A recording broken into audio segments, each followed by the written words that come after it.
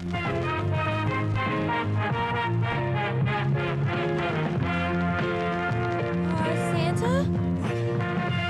You've been shot.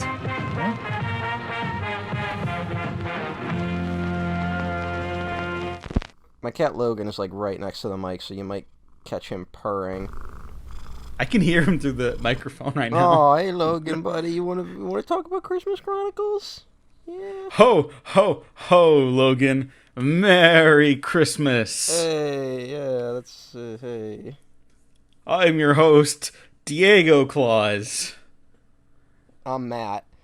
And we're here to talk about The Christmas Chronicles 2, a sequel to our beloved retrospective classic, The Christmas Chronicles. Yeah, Diego used the Christmas Chronicles to launch a whole new series. Yeah, and then I just ended up weaving it back into the regular hangout show that I do with Gene anyways, but it's That's fun. probably a good idea. Yeah, no, it's just an excuse to talk about a specific individual film that might not be that old, you know? So I don't have to keep doing the show where I bring up every movie we talk about every week. Yeah, I think it's one of those things where it's just like, every now and then there's like a movie, and you're just like, oh God, I want to talk about it. There's really no excuse to talk about it. Mm-hmm. And so that was what that show was kind of for. Yeah. Like, we're in a mood to talk about a fucking movie.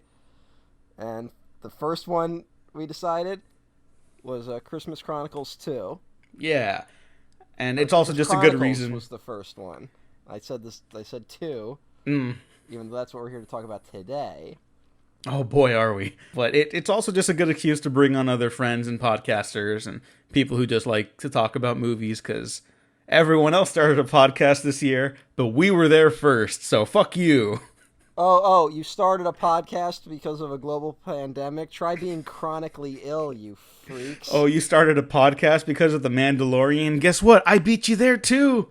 Hey, never a better time to start a podcast about The Mandalorian. Yep, everyone loved that season finale. Aren't you glad you hitched your horse to that show? Well, you know what? I don't regret it because I'm not starting stuff for the other shows. Like, Gene and I have made it very clear we're going to stick to that one if we continue. But that's all, because we don't hitch our horse to an entire brand that might be eating its own tail at the moment. What we do hitch our horse to is crazy Kurt Russell as Santa Claus. Yeah, Kurt Russell's back as Santa. Because it wasn't just us that like responded very strongly to the Christmas Chronicles. It was apparently a big hit. Mm-hmm. And I think that was right. I think that was before Netflix did the thing where they say like how many people like what's the most trending movies at a time. Christmas Chronicles 2 is still in their top 10, by the way. Wow, and it's like a month old now. Yeah, I mean I get it. It's Christmas, so. Yeah. People are going to be desperate. Well, you know what? We're going to get into some weeds here. It's a nice film. With moments that make it not so nice. And I don't think they're intentional. I'll be honest. I was kind of disappointed. Like, not to like get too into it immediately, but it was kind of like, you know, I'm not trying to come in here and be like, the Christmas Chronicles 2 is like this classic. Like, Christmas Chronicles 1. You know, I just enjoyed it. It was kind of like came out of left field as a movie. And it was better than it had any right to be, right? Yeah. And then the sequel comes, and it's just, like, it seems to misunderstand why people responded to the first one so well. This one reminds me a lot of the Disney Channel original movies that I really liked when I was watching them at a younger age. But when you go back to a lot of those, there's still like a kind of scrappy charm to them, you know, it's very sincere. This one, not always. I think they went out to make it sincere. I don't think it comes through, though. Yeah, this movie's kind of a mess, but we'll get into that. You know what it really reminded me of, though? And this is going to be an odd comparison. RoboCop 2. No. But did you ever see Maleficent? I did. That was one of the first movies I ever went to like a screening for. Oh, really? Yeah. Not a great start. Those? No, No, I used to get invited to the Quibi screenings this year, though. Oh, I didn't boy. go to a single one. I signed up for like all of them, and I was like, I actually want to do like an episode where I review the Quibi stuff that I get to see for free, right? And I just never ended up doing that. So sorry, everyone. Sorry, Well, Quibi. Don't worry, Jeffrey Katzenberg will be joining the Biden administration. I know. probably. I know.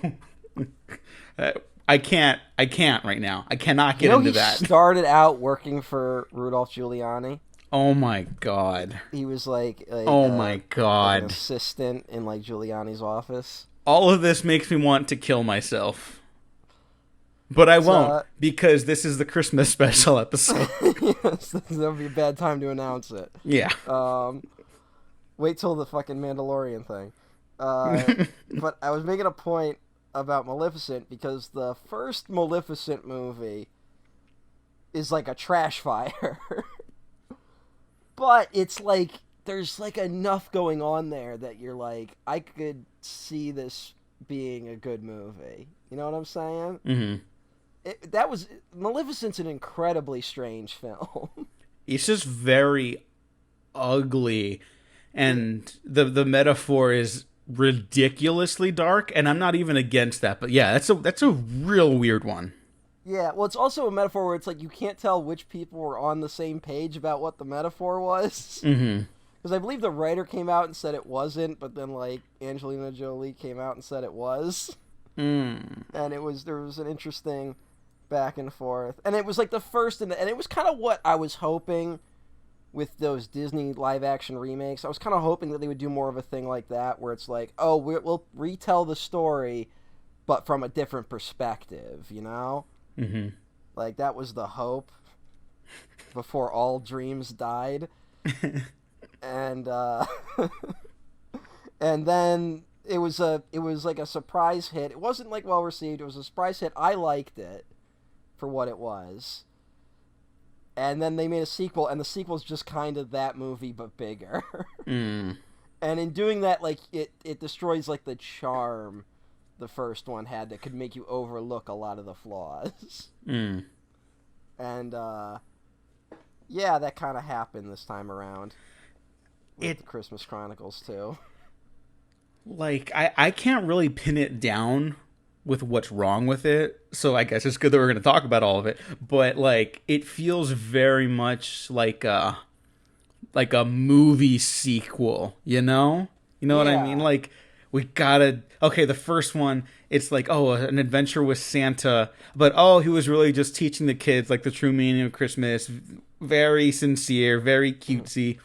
Then this one's like, oh, there's an actual adventure this time though, don't worry.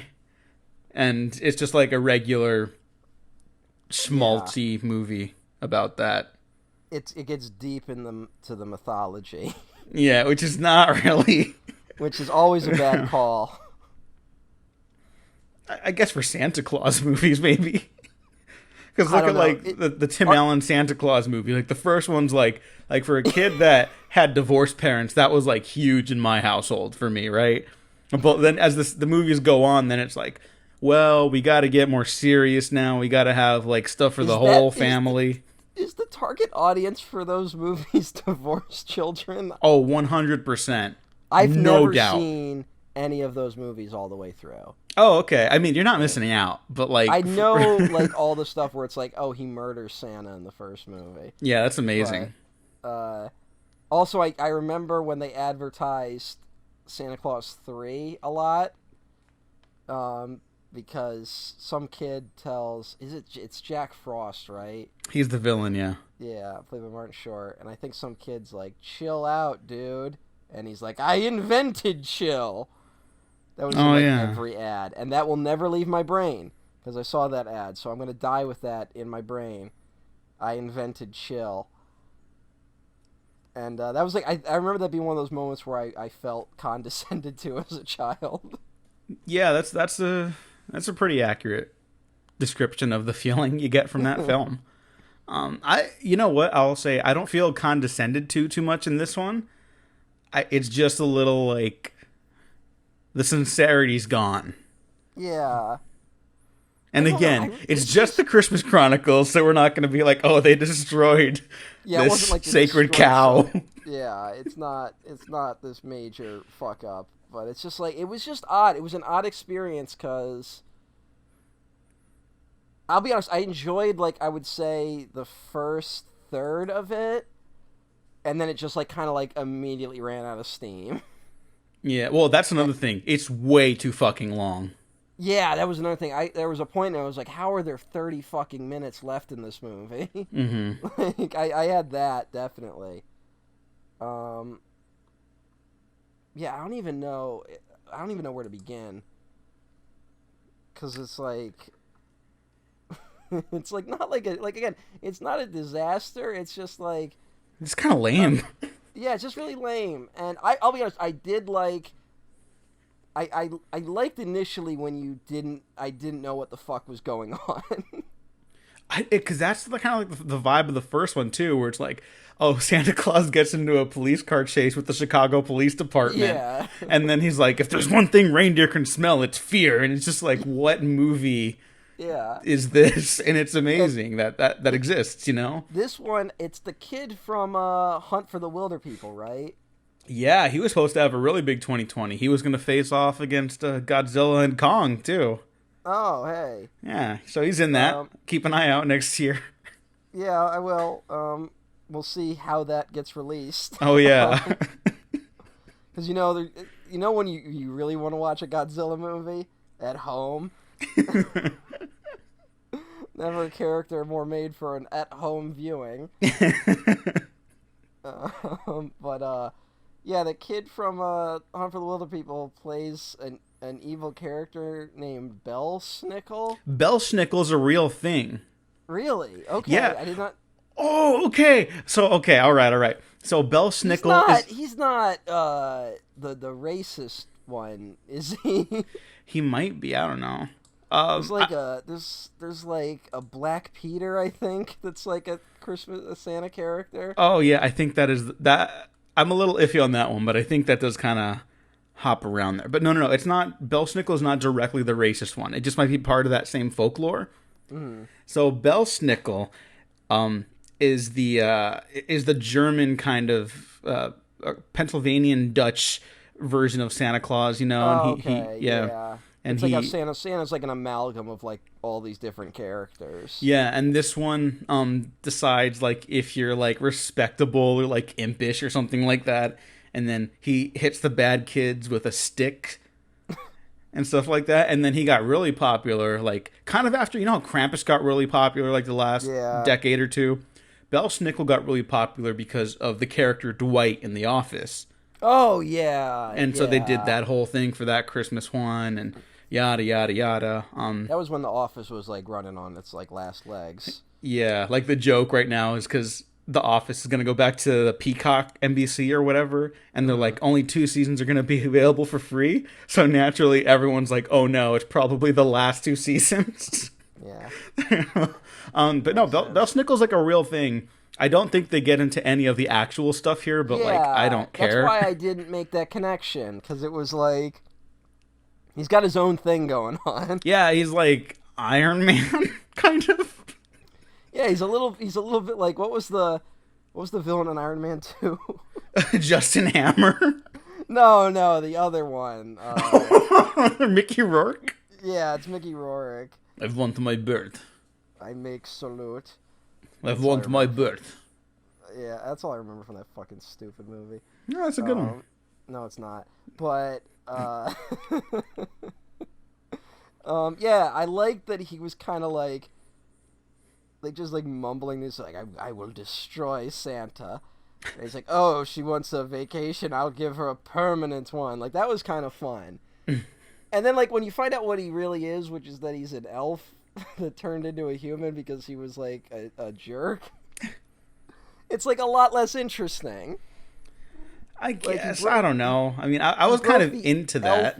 Yeah, but here's the thing. He broke the elf code, and like, honestly, he didn't do like that much awful shit, in my opinion. Like, he spray paint. Like, there's one scene where he's like, I don't understand why I don't get any credit for the gifts. And like, okay, I can see that being a conflict. But then he puts a whoopee cushion under his seat. And it's like, everyone's like, that's like just a prank you do with like friends and shit, you know? Yeah, see, that's like normal. And then, you know what? It does get weird when you're remembering like that elf who loved to chainsaw stuff.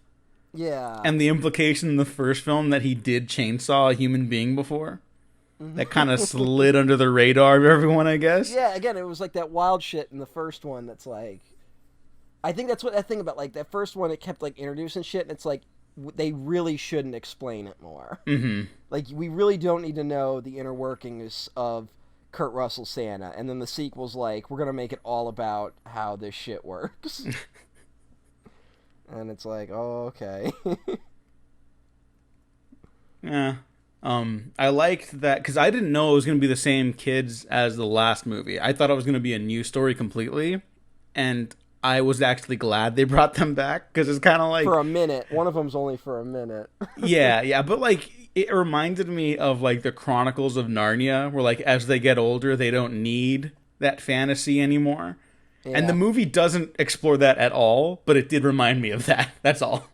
You know? Yeah, that's a thing where it's like... I got a big problem with some Santa lore. Especially these days. You're not a fan of SantaCon? No, I don't... What the fuck is that even supposed to be? It's an excuse for a bunch of drunk assholes to go around and get drunk dressed as Santa. Yeah, I just don't understand. Like, do that from the safety of your own home. Don't harass a city for that. Come on. You're adults if you can drink. Sorry, I got beef with that. My bigger problem with Santa lore is that, especially Santa movies, there's a worship of like eternal childhood. Mm-hmm. You know, which I think is a big problem, especially in today's society. Oh God, yeah. And I'm saying this while we're in the middle of recording a retrospective covering a children's cartoon. And we treat it like it's actual cinema. We start attaching deep political thought to it and take it more seriously than a lot of the other shit we've covered. But yeah, I think an important part of A Christmas Story is that you have to impart the message that, like, hey, eventually you're gonna grow up and not need Santa anymore. And I think a lot of these movies don't do that. Like I was listening to what's the the Blank Check podcast? Yeah. They're doing all the Zemeckis movies right now. Ouch. So they covered Polar Express, and I didn't realize in that movie they changed the ending from the book, which is that he gets the bell from Santa, right? Mm-hmm. And if you believe in Santa, you can hear the bell ring, but if you don't, you can't hear it ring anymore. In the book, they make it clear that the main character, after a certain age, even he couldn't hear the ring of the bell anymore, right? Mm-hmm. But his kids could. So that's like, oh, all right, so it's now passed on to a new generation. But the movie ends where it's like, everyone can't hear it anymore except for me. I still can hear it. Oh, wow. I don't remember that. Yeah, and it's just like, I don't know, I'm getting like really creeped out by like the worship of childhood. Well, it's funny that you mentioned that, and I mentioned The Mandalorian earlier because that's that's the thing, yeah. You know, I mean, I talked about it on there already, but I do think it is relevant, so I have to bring it up again. Mm-hmm. Where, I guess, spoilers for The Mandalorian, and I'm sure you know the thing, right? Everyone knows now. Okay. I mean, Luke Skywalker does make an appearance in the season finale of The Mandalorian, and it's like he gets his Rogue One badass Darth Vader moment, so that's already weird enough to present Luke Skywalker like that, because that's like not what you think of Luke Skywalker as, but whatever. He's fighting droids, so like I can live with that. But then he shows up, and because it's a TV budget, even though maybe the biggest budget of any TV show in the history of existence, you don't have the time and the money to fulfill de-aging technology properly. And it comes across like they stretched a PlayStation 2 cutscene over Mark Hamill's face and kind of like grafted it onto his skin. And it's like, It was just kind of Did sad he more than anything. participate in it? Was that him, or did they like? It's just his voice, Okay. and it's a body double. Okay. And so it's like, I don't know. I'm not Where's judging the? anyone for enjoying it, but like, I just need to say, I think it's so kind of depressing I'm here to be the opposite man. that you liked it. No, here's the thing. I have not watched The Mandalorian season 2 yet. I'm going to, just to spite Diego. But I like the rest of it. yeah, I think whatever. I don't know the details of like what happens. Does he show up and does he say something criminal? No, he takes away the baby Yoda because Okay, fine, they've been trying to fine. protect him. And that's like they were building up to it, which is a whole other problem. But yeah, Fine, whatever. That's whatever. That's a whole other thing. But like, I have no problem with like going like, oh, it's Luke Skywalker, and then he's like, smell you later, and then he leaves. Like, I got no problem with that. Truly. Also, I can't judge any de-aging if I can sit here and say The Irishman's a great movie. Because that de-aging looks like balls. But I feel utterly defeated as a person when I see the response to Luke Skywalker showing up for like a 30-second cameo. And it's like, the character redeemed. You know? mm-hmm. Like, that's how low the bar is for you people. And it's like, and so, but it's declaring that, like, I don't want to be challenged in any way. And proudly so. Mm-hmm. Like, being proud of not wanting to be challenged in any capacity. Because it's like one thing where it's like, all right, the bar's so low that's like, oh, Chewie, we're home. Everyone cried when that trailer dropped, right? Like, whatever. Like, cool. I get it. I'm a nerd. Fine. But then you watch, you know, something like Last Jedi where it's like Luke shows up, and not only does he show up, they go like above and beyond what they could have done with that character. Like, it looks like nerds would have been satisfied if Luke showed up and he like fucking just used his green lightsaber once, you know? To be fair, he Like, did in a flashback. If you want to yeah. get that specific. I'm just saying, like, that's the bar that nerds have now set. But, like, all right, so not only did that, it went above and beyond and, like, fucking shattered, like, the roof. And everyone's like, no! Like, I just don't, you know, it was very much a, like, I don't want to live on this planet anymore moment. And again, I wouldn't have problem with the Luke Skywalker thing, and I wouldn't have problems with nerds, like, loving it so much if The Rise of Skywalker isn't the last Star Wars movie. Kind of. Like, well, I mean, that is like the problem, and I think it's part of the problem with Christmas Chronicles too, where it's like you can't just go back to the way things were. You know, you can't just live in that fantasy world. Like, eventually you do have to grow up. And seeing like that PS2 cutscene style face plastered onto Mark Hamill or whatever, like, it was just like it was upsetting, but I'm not like angry about it, you know, because it's not real, and because I think I've officially like come to terms with like, yeah, I'll probably enjoy something from Star Wars again. It's just probably gonna be a while, and I'm okay with that. I have other things in my life to do, but to see other people like get so excited about that, and like, yeah, it's Luke Skywalker as we always wanted to see him, and it's like, really, like you don't have like better things to do in your life? Like, this is making you cry? Yeah, I really don't want to be like Mr. fucking Star Wars Grinch, but like I'm just baffled by it. Like, I don't know what these people want, and the only answers I can think of are like incredibly sad. Like, I feel like I'm getting windows into people's lives that are like empty. Like, and I'm not, you know, it might not be their fault. We live in a fucked up time right now. And a lot of our dreams are dead. And the world is an awful, hostile place. So, like, I get it. You just want to see Luke Skywalker and remember a time when that was all you had to worry about. But, yeah, it's been, and again, like I said, just to bring it back to Christmas Chronicles, because that's what we should really talk about. Oh yeah. It's like, you know, there's a part in the story where the girl from the last movie, Kate Pierce, is like, "Hey, I want to come live with you, Santa." And I was kind of excited when she brought it up, because I'm like, all right, there's the conflict. She wants to now live in, like, timeless Christmas land. And the movie's going to be about how you shouldn't live in timeless Christmas land. And then the movie's not about that. Yeah. But, you know, it's like, yeah, Christmas, as someone who, like, I like Christmas a lot.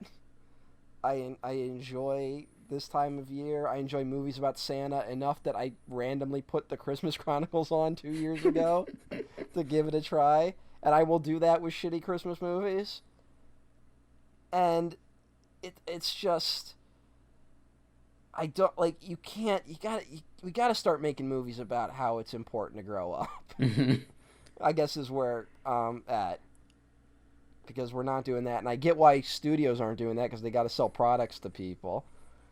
And if you can extend that window, that age window, instead of it being between, you know, 5 and 25, it's now between 5 and 35.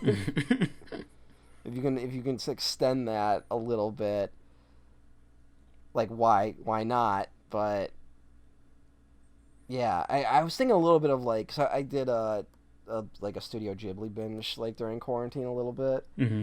And a lot of those movies definitely have, like, a thing where it's like, all right, you've grown up at a certain point, and you gotta leave certain things behind. And it's a harsh lesson, but kids need to learn it at some point, you know?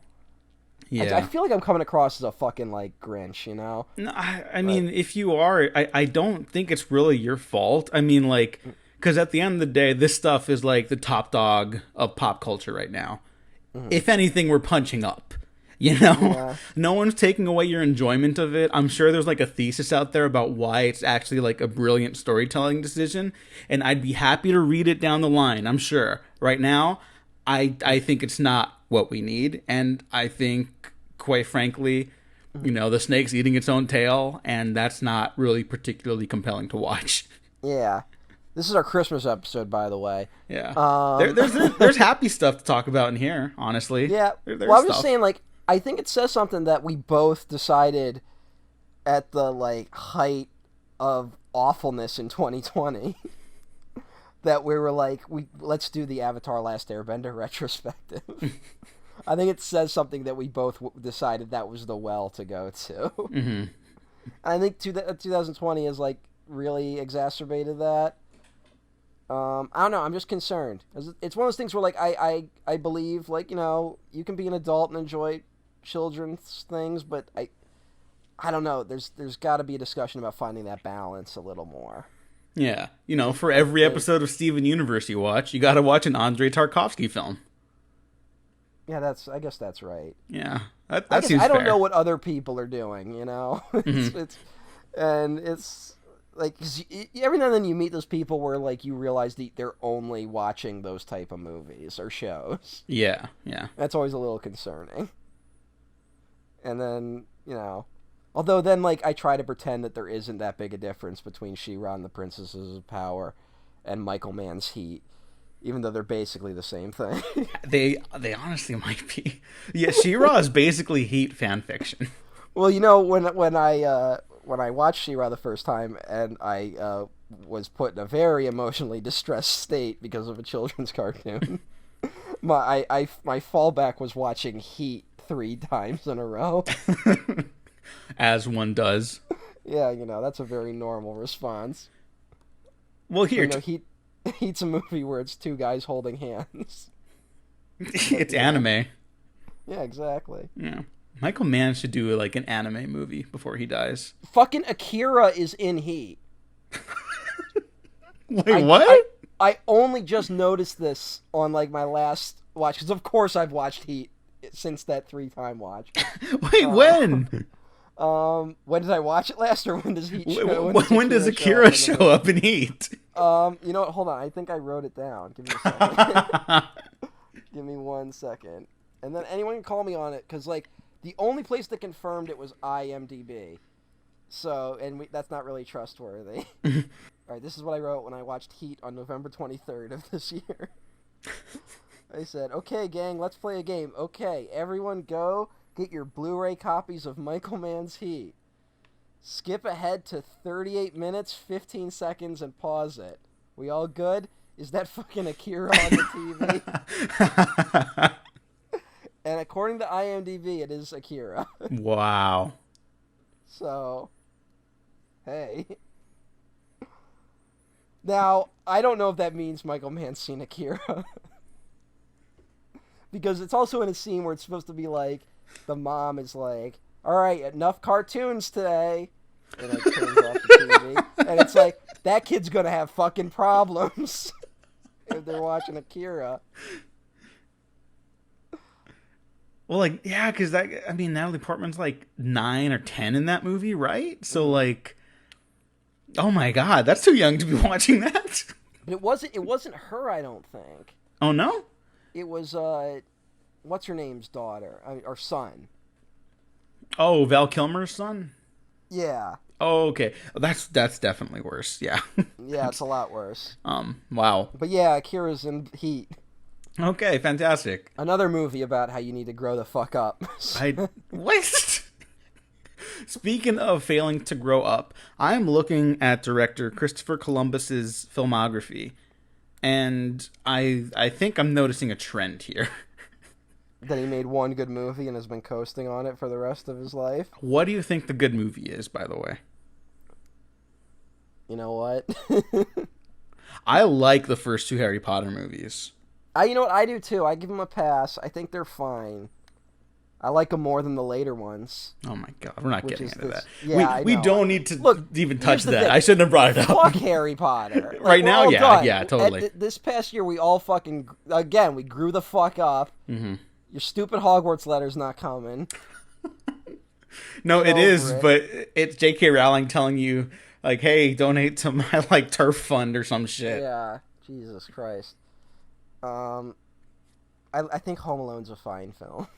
I like Home Alone. Okay, I haven't seen Adventures in Babysitting in years, and I remember liking Only the Lonely. Not to be that basic ass YouTuber, I grew up with Mrs. Doubtfire, but I grew up with Mrs. Doubtfire. Again, as a child of divorced parents, that's just a personal thing. It's not great. It's not even very good, and boy, has the gender stuff not aged well. Yeah, but it's a weird. Yeah. Also, it's Robin Williams, and that just makes it like watchable. You know? Now because unfortunately Robin Williams is no longer with us. It's like everything he's done has become like an untouchable classic, which is odd to say, because he had a lot of interesting films in his career. Since we're just hopping all over the place anyways, Robin Williams was a brilliant artist, one of the best to ever do it. I love him with all my heart. I can't think of many great Robin Williams films. Performances are different. Performances are different. He is great consistently. He is never the problem with many of the films that he participated in. But he was an angel of a performer. He is untouchable. And I miss him every day. Also, he starred in the Bicentennial Man. I know, he was the fucking Bicentennial Man. Yeah, that movie should be like my favorite movie, and it's fucking balls.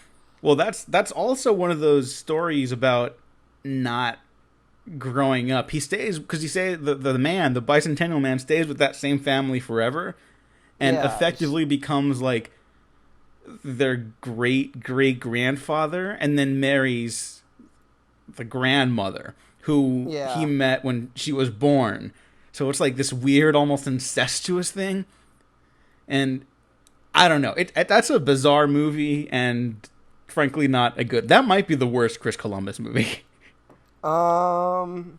Actually, wait, I forgot. He did Rent and I Love You, Beth Cooper after the Harry Potter movie. So never mind. He also did Pixels. Oh, fuck, that's right. Yeah. Wow, what a run. Yeah, what a, just run into, multiple brick walls. And Hollywood's like, well, you did Home Alone once. Here's some more money. Well, he wrote Gremlins, but he did not write Gremlins 2, so you know what? That doesn't even matter. And his Gremlins script is famously, like, insanely dark. Like, the mom got killed in the script version of Gremlins. And, like, the dog died, and, like, Gizmo turned into the evil gremlin. And then, like, Spielberg was like, nah, we're gonna fucking market the shit out of this little gremlin. And, you know, that's a very cynical move, but it was the 100% right move. Yeah. And he has apparently finished a treatment for Gremlins 3, which I'm not interested in if he's developing it. No, he should not be allowed near it. Yeah. Joe Dante's the only one who should be allowed near it. We should bring up some of the stuff we do like about this movie, but I do just need to drop this bombshell on you. Okay. Christopher Columbus. He was an executive producer on 2 films of various degrees, or 3 films of varying degrees of success, and you like 2 of them quite a bit. Can you guess what any of these are? I probably can't, but I know he's had like a weird career with like his 1492 pictures, like the shit that they produce. He was an executive producer on these 3 films: The Witch, The Lighthouse. So he's Robert Eggers' boy right now. So good for him. Yeah. He got him some brownie points. And he produced a film that came out in 2020. Do you know what it is? No. Is it Color Out of Space? Scoob. Oh! Another movie where it's like, if I tried to explain to people how it's like literally a war crime, like I'd be locked up. Well, it sounds weird because it's like, it's just Scooby-Doo, but like... I know, that's the thing. It seems like it's going to be so innocent. And fucking, I can't even, like, I'm already having flashbacks. Simon Cowell shows up for an extended joke. Yeah, you told me. Okay, but to get to some things that we did like about this movie gets extra brownie points as well for having 100% more Goldie Hawn. Yay! Yeah, Kurt Russell and Goldie Hawn, like, there are moments in the beginning where they're just, like, cute grandparents wanting to be like, have you eaten? Have you eaten? You know? And it's just, like that's really charming, you know?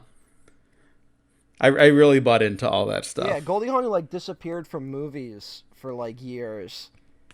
And then, like, she was doing cameos and shit for a little bit. I think she was one of those people that, like, did Town and Country, like, the famous disaster, and then they were like, she was like, no more. And then, like, she did, like, very little things, and then she suddenly popped up in that fucking Amy Schumer movie. Oh, yeah. Remember that? Remember they're trying to make Amy Schumer, like, a massive star? Yeah, that was weird. I actually have no, like, opinions on Amy Schumer. I'm concerned at how much hatred is around Amy Schumer. Yeah, it's one of those things where it's like, no, I'm not really a fan, but, like, I also don't hate women, so, like, I just move on with my life, you know? Yeah. And then other people are like, oh, well, I don't think Amy Schumer's funny, and it's like, okay. I think like, she was accused of, like, joke thievery. Oh, yeah, like, that's what people should be dragging her for, not because they hate women. Thing. But it's like one of those things where it's like, even if like, there's a lot of joke thieves out there, but, like, I don't talk about Carlos Mencia still, you know? Like, yeah, because it's not your lane. Yeah, and I have a similar thing with Brie Larson. Mm-hmm. You know, where it's like, I don't really have any strong opinions on Brie Larson, but there's, like, an incredible hate-dom surrounding her. And it's concerning. Yeah, there's totally just that whole, like, section of the industry where it's like, it's just not appropriate to really comment on right now because it almost gives those, like, bad faith arguments ammunition, you know? Yeah. And it's just like, I got more important stuff to worry about anyways. But I see it bleeding into people that, like, aren't awful people, where it's like these, like, stupid rumors around, like, these people, and it's just like, I don't know, it's concerning. Mm-hmm. The way that, like, awful bullshit just floats up these days. Yeah. But yeah, Goldie Hawn's here. I really liked the soon-to-be stepbrother, the little kid, Jack Booker. He's played by some kid named Jazier Bruno. Mm-hmm. And he's got, like, this they don't go all the way with it for the entire film, but he's got like this little kid wit, you know, where you're like, oh, like they're explaining things like over excessively because they want to show that they're like as smart as the adults, and it's like, it's really cute, you know, like because you all just know you've come across little kids like that, so I really like that in the beginning, and then they kind of dial it back as it go on, which is too bad, but I liked his dynamic with the rest of the family trying to like be accepted and fit in and stuff like that, and his dad is Tyrese Gibson. Yes. These are all true things. Yes. Everyone's favorite Tyrese Gibson. Isn't Tyrese Gibson like a born-again Christian? Kind of. He's a weird dude. The Fast family, we have tiers for acceptability, you know? Mm-hmm. For the like people we can stand in the Fast family, you know? We like Vin Diesel, because he's just a huge fucking nerd, is kind of fun to be around. Who's the villain, though, of the Vin Diesel-Rock feud? I don't want to get into that. But it's The Rock. All right. Cool. I saw that one. Kurt Russell's also in those fucking movies. I know. There's a reason he stuck around and The Rock didn't. That's all I'm saying. All right. Hey. Vin Diesel at least picks interesting movies occasionally. Just throwing that one out there. Yeah. No, I mean, The Rock had, like, an interesting career from time to time, and then just stopped. The Rock could be a Santa in a movie. Oh, totally, yeah. You could totally get away with Rock Santa. But he was like the Tooth Fairy instead. Remember that movie? Yeah, but, like, you know what? Every wrestler has that phase when they have to, like, do the family movies for some reason. It must be in their contract or something. You know? Because those movies generally do make bank for some reason. Yeah, I think it's just because that wrestling, like we they don't talk about it as much.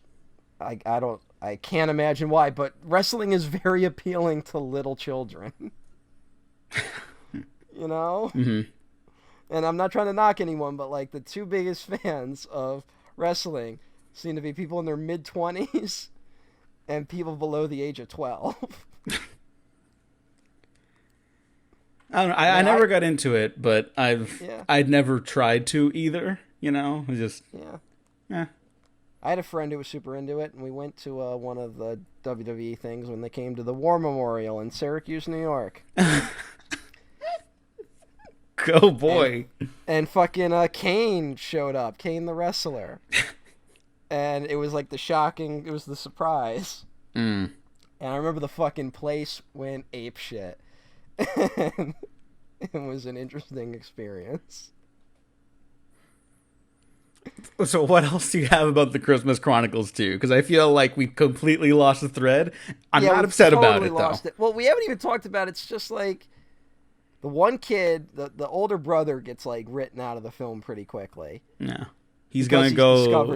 He's discovered sex. I didn't want to say it, but... And he can't go to heaven like everyone else. Oh, that's the... you know what? That's a whole other thing about this movie.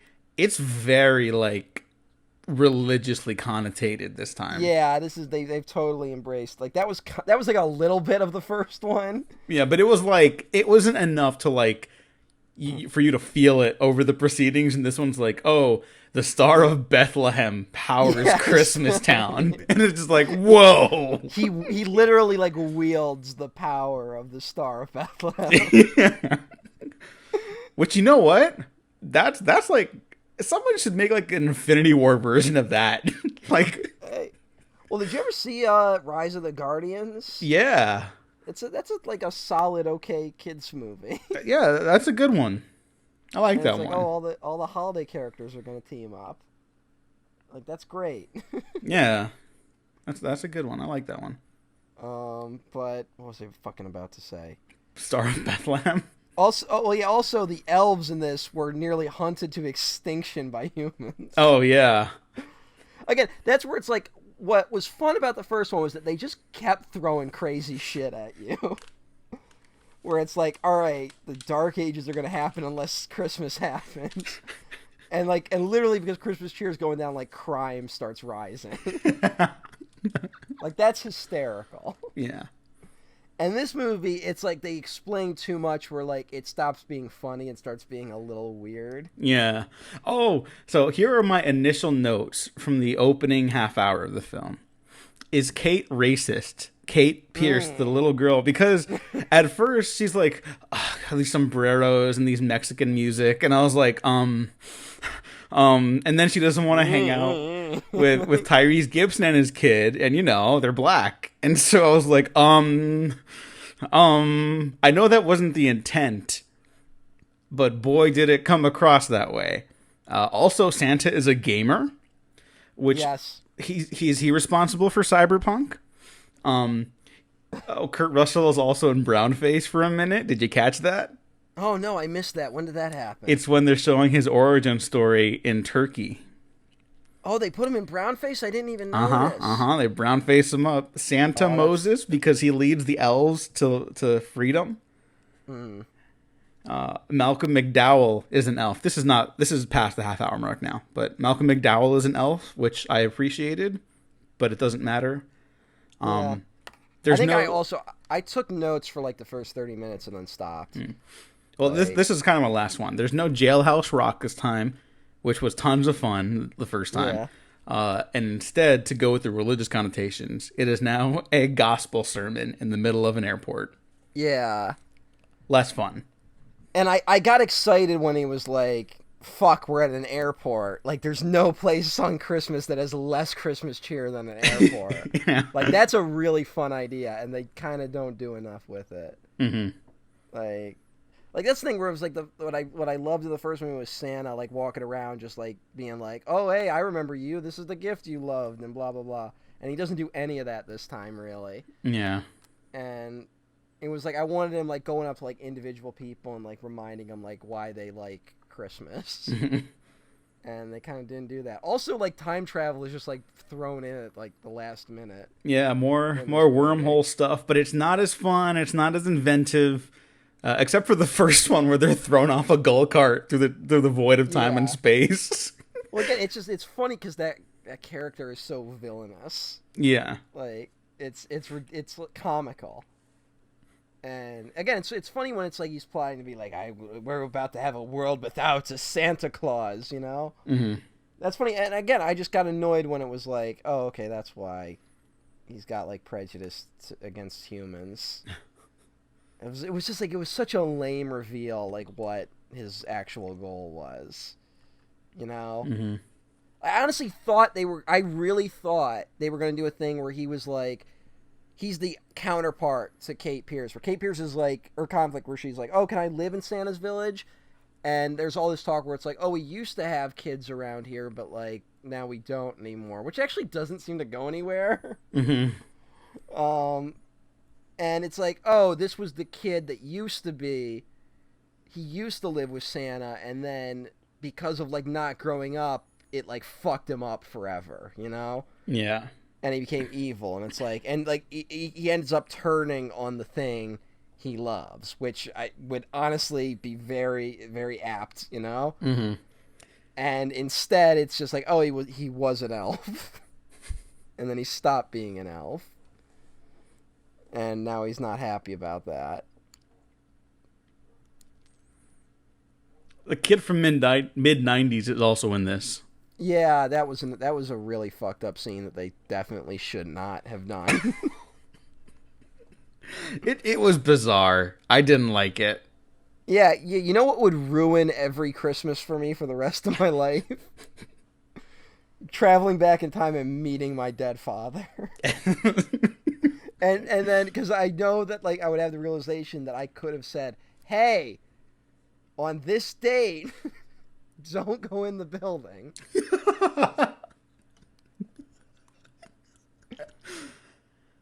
It's never even like discussed. Like that would have been a plot where it's like, oh, she goes back in time and like, oh, she's gonna save her father, but because she saves her father, it like fucks up Christmas forever, you know? Mm-hmm. There's like, or like, you know, maybe her father died saving someone, so it's like, oh, okay, you can have a good Christmas now, but you've destroyed Christmas for another family, right? Mm-hmm. Like, what? Like, there's a moral implication. That could have been the fucking entire plot of this movie. And instead, it's just this weird thing that happens. Well, you know what? Maybe that's why this movie doesn't work. Because in true like Hollywood sequel fashion, it's less of what worked about the first film. It's more just things happening with this like this movie. It's the same movie but more and less interesting because more is happening, but it's not exploring anything. Santa even feels different in this version. He feels much more like obviously less crazy because we're not going to get another police car chase, which was just amazing. But he feels like more like machismo in this one in a way he didn't in the first one, you know? I don't know if that's what I was getting from him. He had a more like jolly streak in this one that I didn't totally appreciate. I don't know. I think there's something facetious about him, at least in this, where it's like, you know, he wants to fist fight this elf child.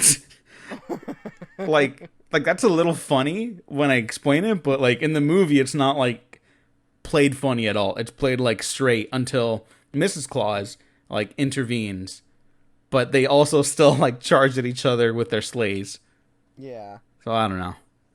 Yeah, I don't. I feel like there's a part in this where like a big fucking turn in this movie is that Dancer gets like fucked up. Dasher, I mean, gets fucked up. Oh yeah, and almost dies. An evil Yule cat, and it's like this really, it's like this big moment, and I feel like that should have been a moment where like Santa is like, I'm not fucking around anymore, you know? That would have been fun if like the gears just shifted in Santa's head, and he's like, you fucked with Dasher, now like I will destroy you because I'm fucking Santa Claus. It's one of those things where it's like one of the like implications of Santa is that like he's an all-powerful being, and it's just we're lucky he uses his forces for good, much like Superman. And it's like, what happens if you fucking piss off Santa? And I mean, like, and it would probably be some stupid thing where it's like, oh, I'm now just gonna fucking pummel you with socks because you're only getting socks for Christmas for the rest of your life. Like that's like a Santa punishment, right? Yeah. That'd be great, but instead it's just he kind of has the same, you know, level of Santa as he did before that. Yeah, I don't know. This is kind of like a nothing movie almost, which is too bad because like it's shot by Don Burgess, who did Aquaman, Allied, which I actually liked quite a bit. What the fuck? The first Spider-Man. You know, like he's a good cinematographer. Well, he did the first one too, and it looked fine. I mean, yeah, he also did Monster Trucks, which no one else but me thought was okay. I never saw it. It's not the worst movie ever. It's just like I feel like it was never gonna make money.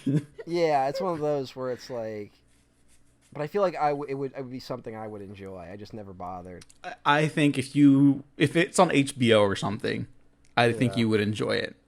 All right, here's something this is why we're a cursed society. Because Christmas Chronicles 1 has a lower Rotten Tomatoes score than Christmas Chronicles 2. That's fucking insane. I'm sorry. Yeah. Again, I just feel like I feel like maybe less critics have seen Christmas Chronicles 2. I would believe that. Yeah, it's just weird. Chris Columbus produced the first one. This is where it's annoying because Chris Columbus produced the first one. It was written by different people and directed by a different person. And then it's like once that was like a sleeper hit, he like took over the sequel and made like a worse film. Because it's, I mean, you know, it's not good. I'm just gonna throw it out there. It's not good. If there's a third one and Chris Columbus comes back, I think we'll probably talk about something else. Dump Chris Columbus. Make the villain of the next one like the fucking Winter Warlock or something. Like, just go fucking crazy with it, and just give everyone a little more to do. And also, just like, you know, be like, hey, kid, I'm glad you're a true believer, but at some point, you gotta grow up. And then that's when they announced the Christmas Chronicles Extended Universe. Yeah. I don't know. This episode is kind of just about us saying, "Hey, everyone, grow up." Yeah, I know. It's I feel like that's not a great Christmas message. No, you know what? I think it is, but I do think we need to sprinkle in a little bit of Christmas cheer. Yeah. And so we've prepared this Christmas duet for you at home. No, we didn't. That was literally just sprung on me. Yeah, no. I don't know. Do you want to announce that we're doing a Cats commentary then? That's cheerful. Yeah, we're doing a Cats commentary for New Year's. I was gonna mention like the things I think a Santa movie needs. Okay, yeah. Go ahead. Let's just try to work it out. 'Cause I do you have opinions on what a Santa movie should be? Not really. Only because All I right. haven't thought about it too hard though. That's why. Well, here's the things that I think one is that at some point you got to be like at a certain age, you no longer believe in Santa. That's like a line that you cross and you don't come back from. And it doesn't make Santa not real, and you're not bad for not believing in Santa. But it's just Santa only serves a certain age group of people. I think that's one. Also, I don't know why this isn't more of a thing, but to me, Santa should only bring one gift to each child. I think you should be like, the rest of the gifts that you get, those are from your parents. But Santa gives you one gift. And it's the gift you really needed or wanted. I like that. Because otherwise there's like a weird like class system. Yeah. And it's also like the naughty or nice thing of like, oh, so if a kid, it gets very close to like prosperity gospel, which is bad. Mm-hmm. Where it's like, oh, rich people are rich because God wants them to be rich. And it's like, that's not how that works. Yeah, like if you're like a naughty kid, but you live in like, Section 8 housing, like I think a real Santa Claus might be less inclined to give that person coal. You know what I mean? Yeah. Yeah, I think coal goes to kids who have the power to do something good and choose not to. Mm-hmm. I think that's the kids who get coal. But even then, I'm not even sure Santa should give coal to kids. I got problems with that in general. Yeah, that might be a little too Old Testament. Like maybe here you go to add to the Santa lore that we're now creating.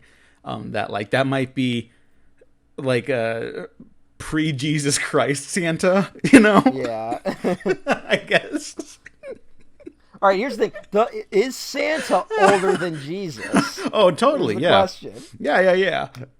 Santa's definitely older than Jesus. Okay. Santa, Right. well, or okay, if he's not, then Santa Claus is like, he's the Avatar, reborn into each generation Yeah. as a different person. Not sure if that works. I But don't know. There's other like Avatar style fantasy things like that. I think that will could say- work. I do like the take on the elves in this. I do like the elves. They're still pretty fun. Mhm. Oh, I like when this is like a low branch, whatever. But I like when he gets shot in the butt after blocking all the other arrows, and then they're like, yeah, that's "Santa, a you're good shot," and he's like, "Oh, like it's because this keister's always riding around on the sleigh, and so he's built up like resistance." And it's just like, Yeah. what? Like, that doesn't even make sense, but Yeah. that's a good moment. Yeah, that was cute.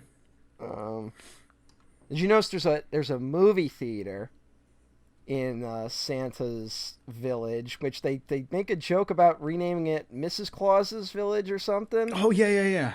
which I don't know what the joke was really, but it keeps happening. I think it's supposed to be like, oh, because the kids are getting woke now. We gotta like make a joke about it. But then it's one of those things like we always talk about. Like, is the joke on the wokeness? Is the joke like about them being woke? I don't get Well, it. let's not forget that in the first Christmas Chronicles, Kurt Russell Santa says fake news, Oh yeah, that's not. which is a thing that really happens in that movie. There was an element of the first one where you like not knowing what the intentions really were kind of helped it. Mm-hmm. And this one, it just kind of feels like, oh, it's Chris Columbus. He's trying to capture the magic of, like, fucking Home Alone again. And, yeah. Is Man, that they really did let that guy make the Rent movie. Oh, fuck. That movie's so bad. Yeah, well, like, Rent's not good in general. But, like, the movie is, like, worse somehow. Unlike Cats, which I think we can all agree now is the film, like, we all need. Yeah. That's kind of a Christmas film, I guess. I don't know. Okay. Came out around Christmas. Yeah, they were really positioning it to be, like, the new Christmas thing. Well, it is for me now.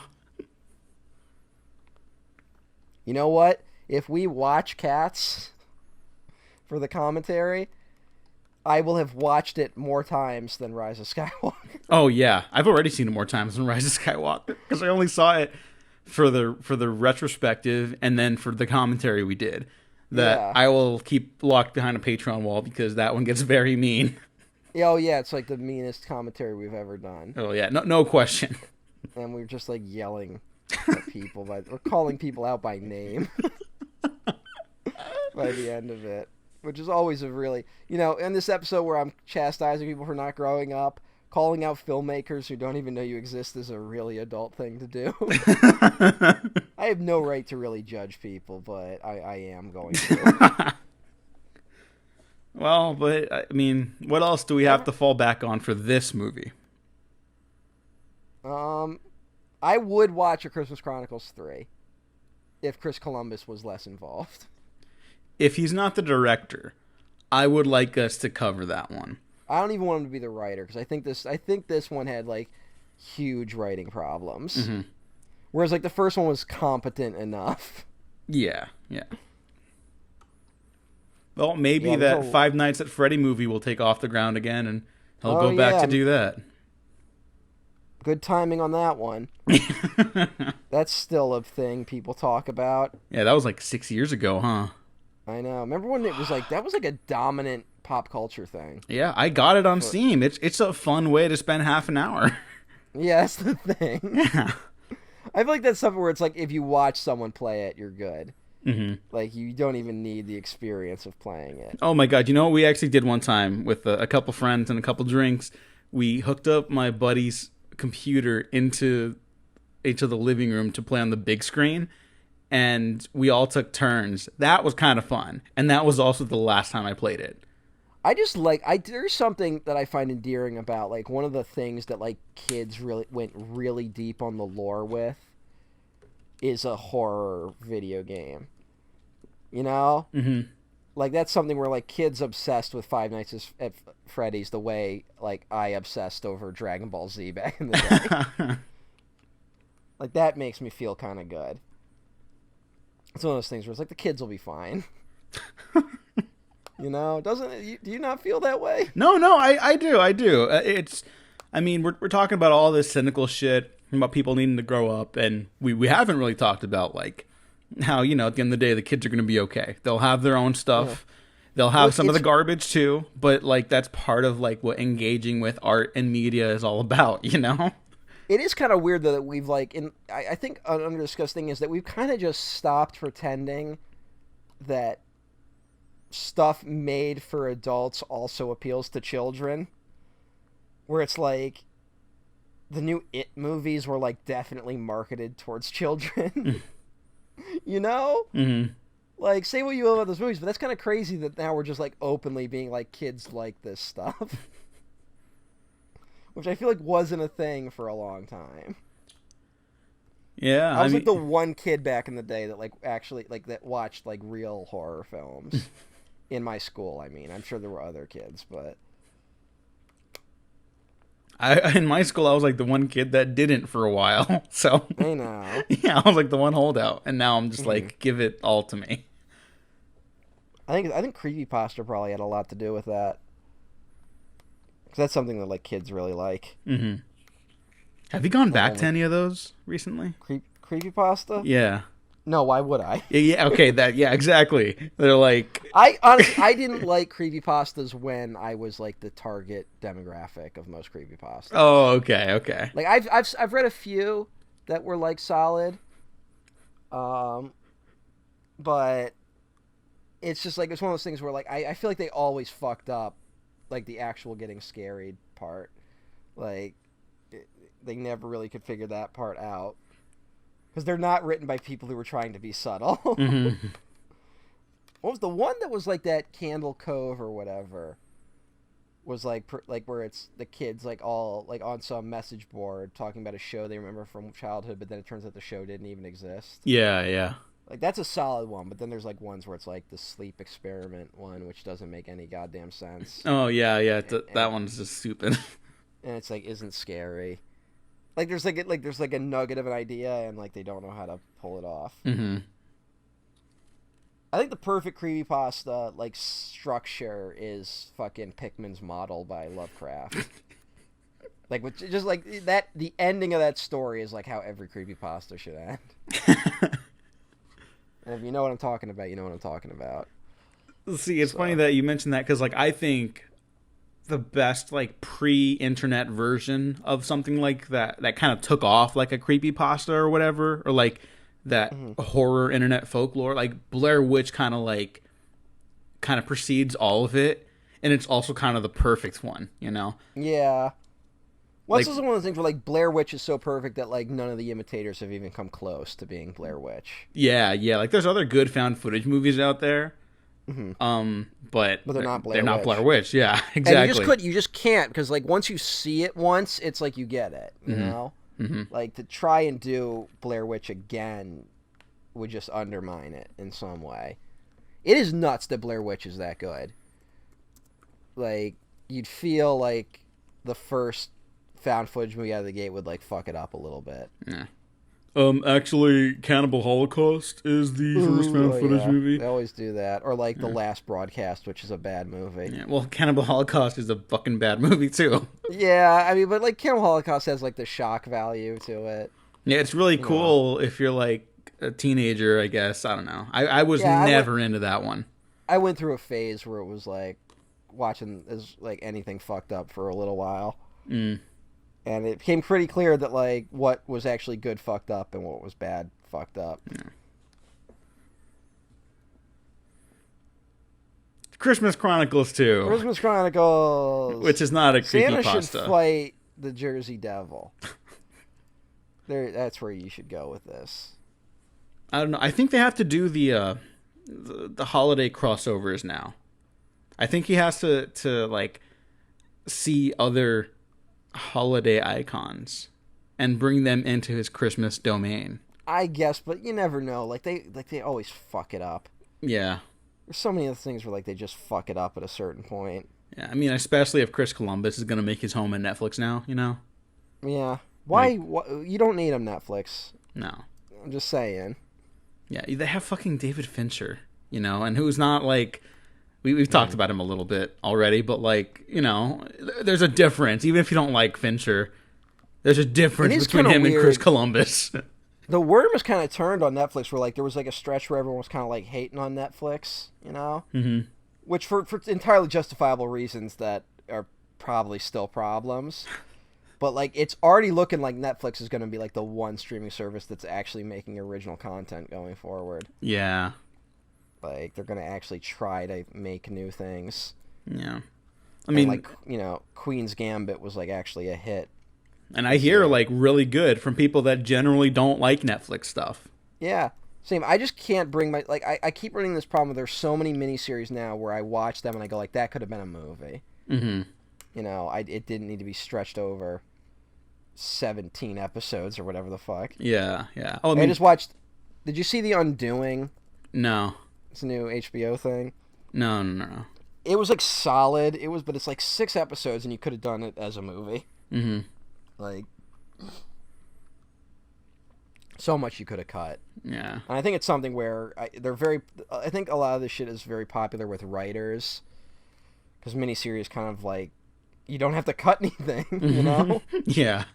So all the bullshit you write can go up on the screen. Yeah. Well, I mean, like that's the whole like conversation about television. You know, that everyone says like, oh, television's a writer's medium, and so everyone wants to go jerk off in a writer's room somewhere together, and I respect that completely. You know, But it doesn't also mean I want to hear everything you jerk off to in the writer's room. Yeah.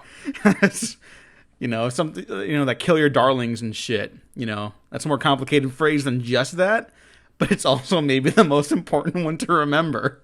Yeah. Not every idea you have is going to be a good one, and that's okay. You're human. Well, I think there's like a weird like opposite problem with television that movies have, where movies tend to run the problem where it's like you agree to make the movie like 2 hours, right? Mm-hmm. And then you're like, fuck, I have to make all this shit fit 2 hours. And then television has a problem where it's like you agree to 6 episodes, now you have to stretch it to 6 episodes. And, some succeed and some don't. Well, that's like the one good thing about The Mandalorian, is that some episodes are like 29 minutes, others are like 45. That's like genuinely like the accidental brilliance of it. Like, yeah. That's what more television should be. Seriously. And you know what? Credit where it's due.